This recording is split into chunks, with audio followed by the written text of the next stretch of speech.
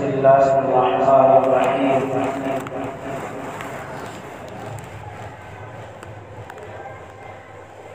إن الحمد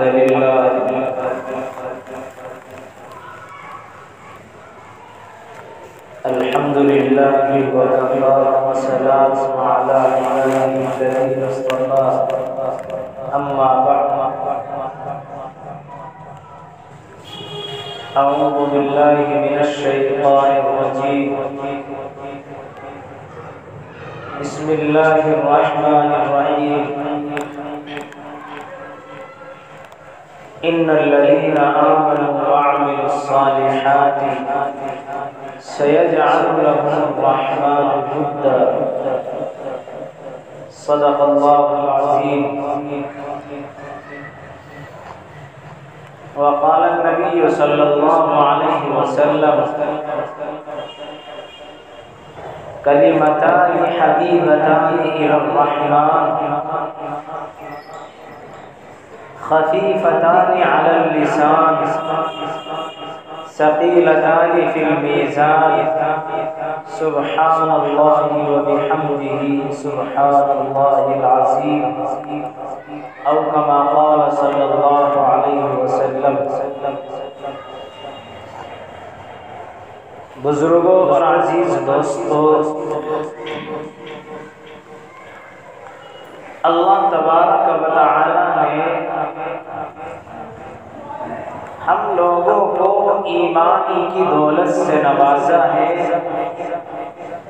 یہ اللہ تبارک و تعالی کا ہمارے اوپر بہت بڑا کرم اور اس کا فضل ہے. اس لیے کہ دنیا کے اندر دو طرح کے انسان ہیں. بعض انسان تو وہ ہیں جو اللہ کی وحدانیت کا اقرار کیے ہوئے ہیں اور رسول اللہ صلی اللہ علیہ وسلم کو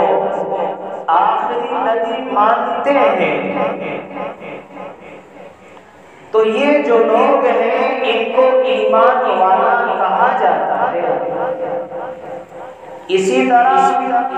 بعض وہ لوگ ہیں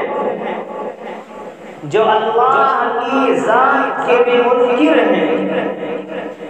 اور رسول اللہ صلی اللہ علیہ وسلم کی رسالت کے بھی منکر ہیں. ایسے لوگوں کو کافر غیر مسلم کہا جاتا ہے. تو اللہ تبارک و تعالی نے اس دنیا میں جتنے بھی انسان ہیں تمام انسانوں کی کامیابی کا راز مذہب اسلام میں اور ایمان میں رکھتا ہے. جو لوگ اللہ کو اللہ مانتے ہیں اور رسول اللہ صلی اللہ علیہ وسلم کو اللہ کا آخری نبی مانتے ہیں وہ لوگ دنیا کے اندر بھی کامیاب ہیں اور آخرت کے اندر بھی کامیاب ہوں گے. اور جو لوگ ایمان اپنی زندگی میں داخل کیے ہوئے ہیں اور ایمان لانے کے بعد اللہ تبارک و تعالی نے جو احکامات ایمان والوں پر لاگو کیے ہیں، جو احکامات اللہ تبارک و تعالی نے بیان کیے ہیں، ان احکامات کو ایمان والے اپنی زندگی میں لاتے ہیں. چاہے وہ نماز ہو، روزہ ہو، زکوٰۃ ہو، حج ہو یا اس کے علاوہ جو بھی اعمال اللہ تبارک و تعالی نے کرنے کے لیے کہے ہیں، ایمان والا ان اعمال کو کرتا ہے تو اللہ تبارک و تعالی اس بندے سے، اس ایمان والے سے محبت کرتے ہیں اور ان کو اپنے محبوب بندوں میں شامل فرما دیتے ہیں. چنانچہ اللہ تبارک و تعالی نے قرآن کریم میں بیان کیا ہے. اللہ تعالی ارشاد فرماتا ہے ان الذین آمنوا ایمان لائے، اللہ کو اللہ مان لیا اور رسول اللہ صلی اللہ علیہ وسلم کو اللہ کا آخری نبی مان لیا اور اسی پر بس نہیں کیا بلکہ آگے اللہ نے جو احکامات بتلائے ہیں ان احکامات کو اپنی زندگی میں داخل کر لیا ہے، تو اللہ نے آگے فرمایا ہے سَيَجْعَلُ لَهُ الرَّحْمَنُ وُدًّا، کہ ایمان لائے اور ایمان لانے کے بعد اعمال صالحہ اختیار کیے، یعنی نماز پڑھی، روزہ رکھا، زکوٰۃ دی، اگر مالدار ہے تو حج کیا، اور اس کے علاوہ جو اللہ نے دیگر احکامات بیان کیے ہیں ان احکامات کو اگر اپنی زندگی میں داخل کیا ہے، اعمال صالحہ کیے ہیں، تو اللہ تبارک و تعالی نے ارشاد فرمایا سَيَجْعَلُ لَهُ الرَّحْمَنُ وُدًّا، عن قریب اللہ تبارک و تعالی رحمان اس کو اپنا محبوب بنا لے گا، اللہ تبارک و تعالی اس بندے سے محبت کرنے لگے گا۔ چنانچہ اللہ کے نبی علیہ السلام نے ایک روایت میں ارشاد فرمایا کہ اللہ تبارک و تعالی جس بندے سے محبت کرتے ہیں اللہ یہ اعلان کرتے ہیں، فرشتوں سے کہتے ہیں، جبرائیل امین سے کہتے ہیں اے جبرائیل میں دنیا میں فلاں بندے سے محبت کرتا ہوں، اے فرشتوں تم بھی فلاں بندے سے محبت کرنے لگو۔ چنانچہ جبرائیل علیہ السلام اور اللہ کے جو مقرب فرشتے ہیں وہ اس بندے سے محبت کرنے لگتے ہیں۔ فرشتے اعلان کرتے ہیں اور فرشتے کہتے ہیں اے دنیا والوں فلاں بندے سے اللہ بھی محبت کرتا ہے،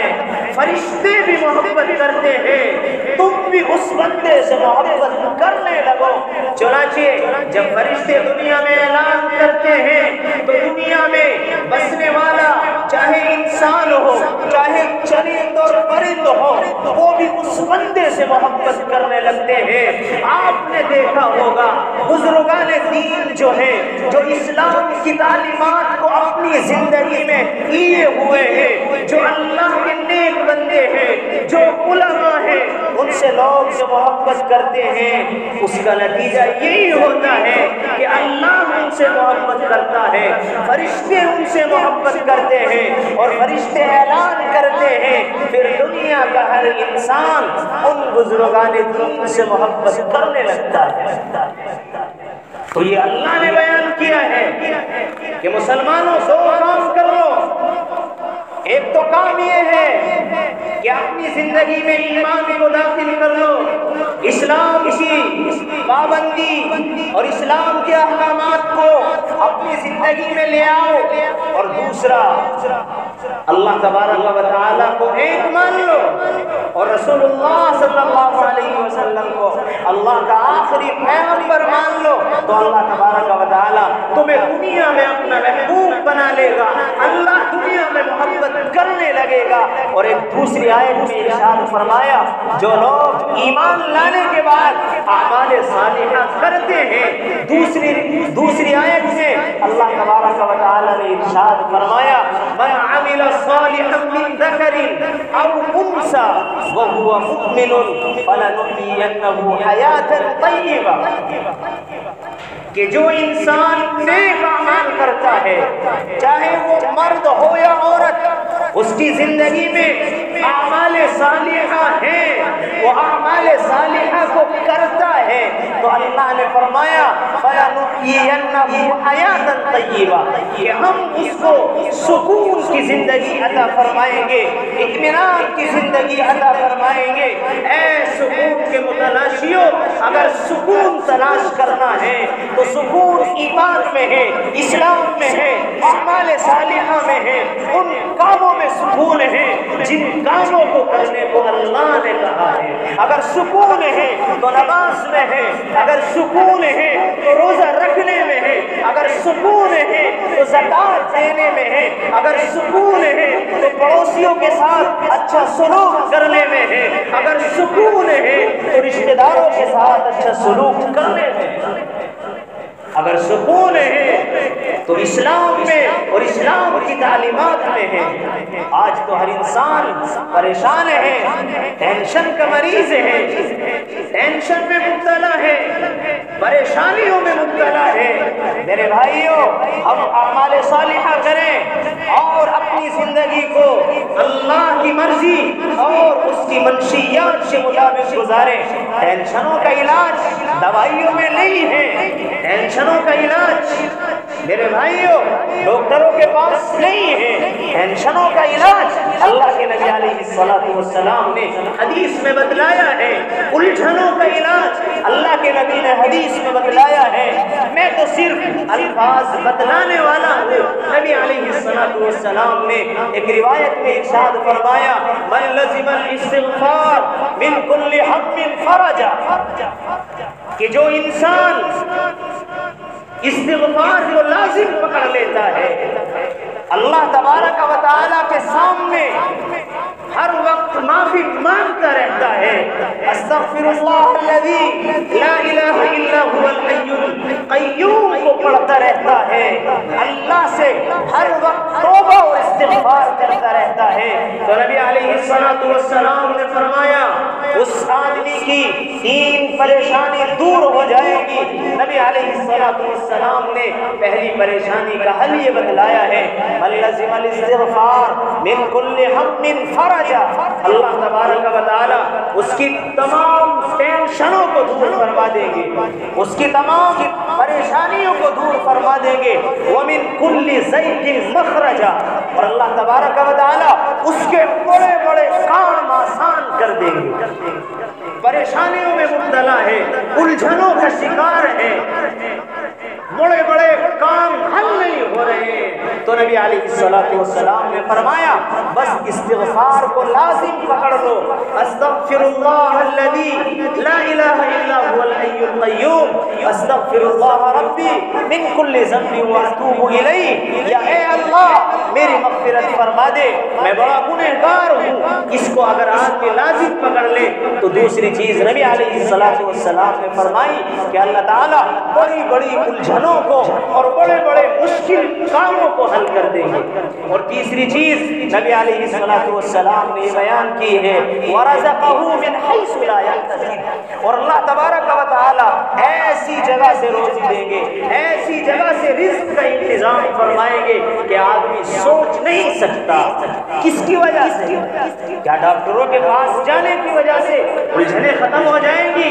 ہاں، وقتی طور پہ آپ کو نیند کی گولی دی جا سکتی ہے، کچھ سکون مل سکتا ہے، لیکن میرے بھائیوں اگر سکون ہے تو اسلامی تعلیمات میں ہے، اگر سکون ہے تو نبی علیہ الصلوۃ والسلام کی زندگی میں ہے، اگر سکون ہے تو قرآن میں، قرآن کی تعلیمات میں، قرآن کے مسائل میں ہے۔ اس لیے میرے بھائی اور بزرگوں، ہم اپنی زندگی کو اعمال صالحہ کے اوپر لائیں۔ میں نے خطبے میں ایک حدیث پڑھی تھی، نبی علیہ الصلوۃ والسلام نے اس حدیث میں فرمایا کہ 2 کلمے ایسے ہیں جو زبان کے اوپر انتہائی آسان ہیں، ہر آدمی پڑھ سکتا ہے، ہر آدمی کے وہ کلمے یاد ہو سکتے ہیں، لیکن نبی علیہ الصلوۃ والسلام نے آگے فرمایا ثقیلتان فی المیزان، جب قیامت کے میدان میں اللہ تعالیٰ نام اعمال کو کھولیں گے بندے کے، وہ 2 کلمے اس کے نام اعمال میں وزنی ہوں گے،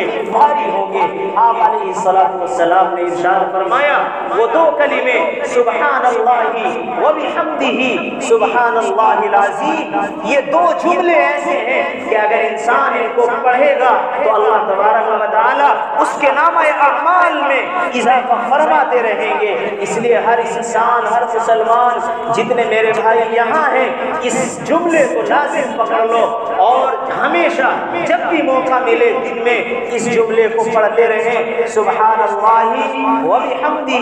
سبحان اللہ العظیم۔ اللہ تبارک و تعالی ہم سب کو عمل کی توفیق عطا فرمائے۔ وآخر دعوانا الحمدللہ رب العالمین۔